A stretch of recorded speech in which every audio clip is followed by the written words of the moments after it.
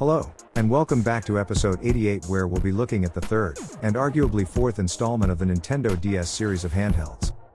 Initially we saw the regular-sized DSi being released, followed by a much larger version a year later, giving us the first super-sized variant, the DSi XL.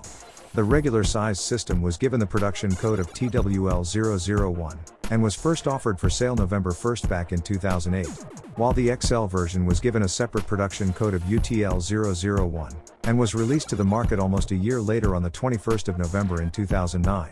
But before we examine the DSi further, let's quickly look back at our last episode's photo quiz question, that we here on our channel like to call, "What in the world?"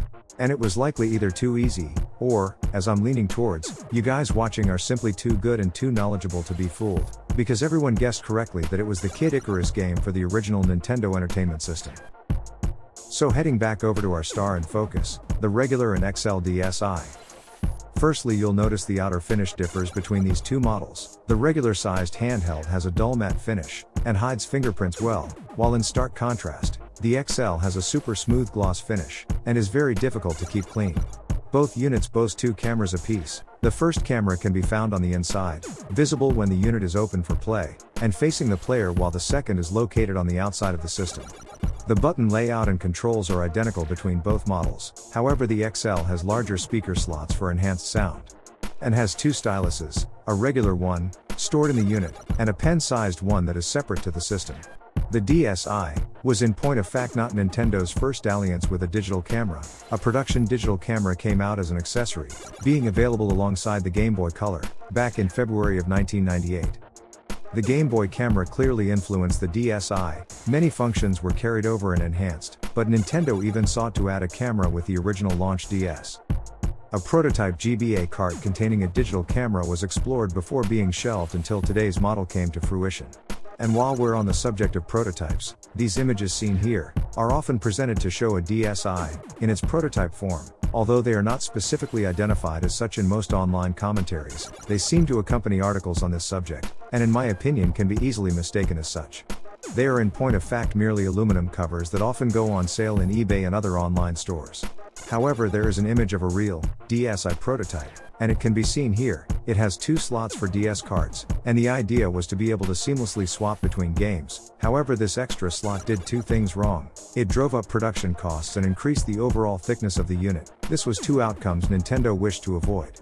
These days, the Nintendo DSi is somewhat fondly remembered as perhaps the middle child, sitting between the original Nintendo DS and DS Lite, and its full-blown successor in the form of the Nintendo 3DS. The system, however, featured several key upgrades to the user experience over its two predecessors, including a dual camera system for taking photos, a built-in internet browser, a virtual marketplace for purchasing digital titles, called the Nintendo DSi Shop. But while the DSi system took some credible leaps ahead of the DS's capabilities, not every change the system featured was an upgrade. In exchange for its slimmer form factor, the DSi sacrificed the original DS built-in second cartridge slot for playing Game Boy Advance games and completely eliminated its backward compatibility features. So in summary, what do we have in means of good and bad features? Well, it has a bigger screen. Even the regular DSi screen is 1/4 of an inch bigger than the old DS Lite's display. It's lighter too. The DSi is 4 grams lighter than the DS Lite.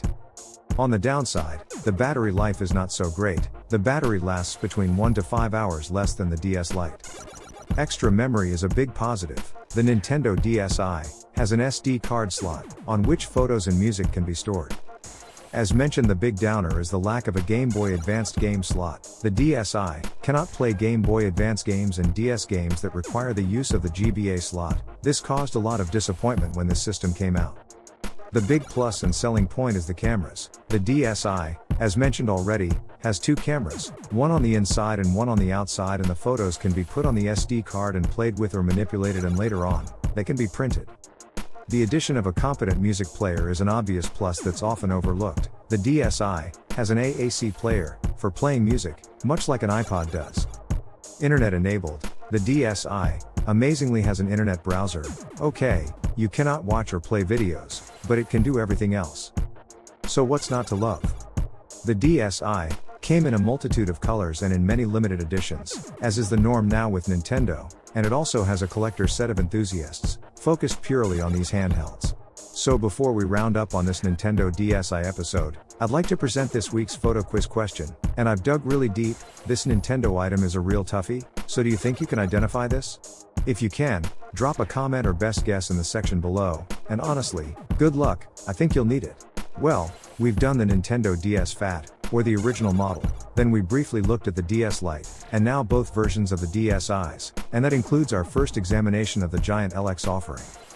In the next episode it will see us examining the 3DS, a massive step up in technology for this system's history. But that just about wraps it all up for today. Please help the channel by adding a helpful like and a big old thumbs up, consider subscribing and following us on this epic journey, but honestly, most of all, thanks for joining us here today, you're very much appreciated.